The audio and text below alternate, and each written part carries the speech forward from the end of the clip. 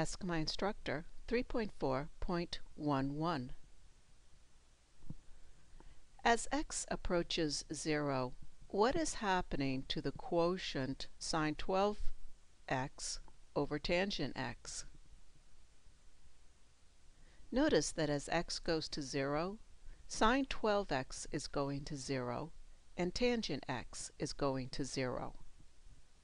So if the limit exists, then we will need to rewrite the quotient in order to find it.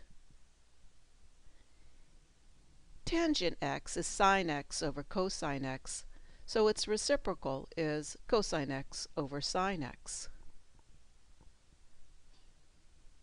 So sine 12x over tangent x is equal to sine 12x over 1 times the reciprocal of tangent x, or sine 12x over 1 times cosine x over sine x. Wow, did that help, or did we just create more of a mess? Well, it does help, but we need a good idea. Here is a limit that you can find in your textbook, and the proof of this limit is pretty interesting. What I'm doing here, though, is I'm just showing you the graph of the function y equals sine x over x. Sine x over x, that function is not defined at 0. However, as x approaches 0 from the left or from the right, the function is approaching 1. So the limit, in fact, does exist, and the limit is equal to 1, which is pretty interesting since both the numerator and the denominator are going to 0.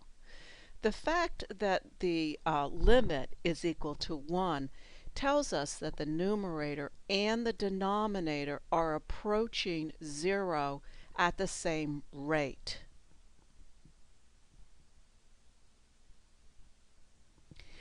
The expression that we have been given, the way we rewrote it, we can see that we've got two sine functions. We have one sine function in a numerator and one in a denominator, and this is how we're going to deal with them. First, we break up cosine x over sine x into a product of two factors in order to isolate the sine function. Next, we multiply the numerator of one factor and the denominator of another factor by x. This causes no change in value because x over x equals 1. We rewrite the limit using this new form. We have rewritten the term of the limit into a product of three factors. If each limit exists for each factor, then the limit of the product will be the product of the limits. We now turn our attention to each of the three factors. We are looking to see for each factor if the limit exists, and if it does exist, what is the limit? What does the expression converge to? We start with the easiest limit. The denominator is a constant value of 1 and causes no problem. The numerator is cosine, which is a continuous function, allowing us to find the limit by evaluating it for x equals 0. Cosine of 0 equals 1. And so in the limit we get cosine of 0 over 1, which is equal to 1. We next look at the limit x over sine x. Well, this limit that we were looking at just a minute ago is going to be very helpful. Sine x over x, that has a limit of 1. That limit is non-zero. And so the limit of its reciprocal is just the reciprocal of the limit. So our limit of x over sine x, that's just going to be the reciprocal of 1, which is equal to 1. So x over sine x, that's approaching 1. We have saved the more complex limit for last, but that will not cause too much difficulty. What can this limit sine x over x equals 1 tell us about our limit, sine 12x over x? Does sine of 12x over x converge to 1 as well? Well, we need to be careful here.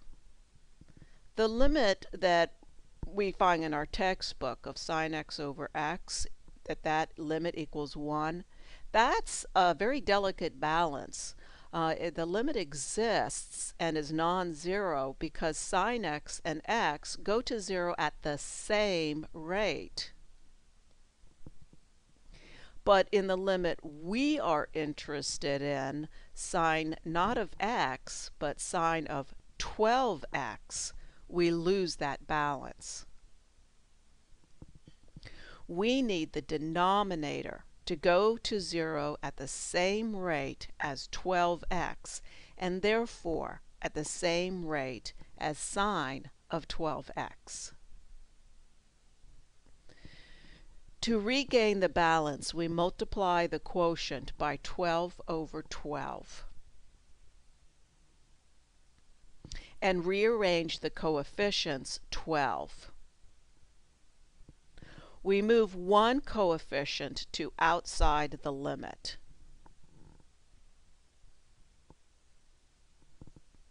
We now have the balance we need. The argument of the sine function, 12x, is going to 0 at the same rate as the denominator, 12x.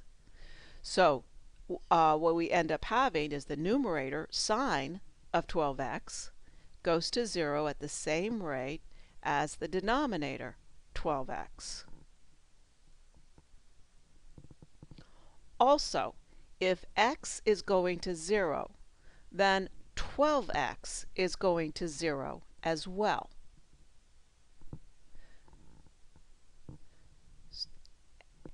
What we get is sine of 12x over 12x. That is going to 1. But notice that we end up with this coefficient of 12. And so the overall limit is 12 times 1, or 12.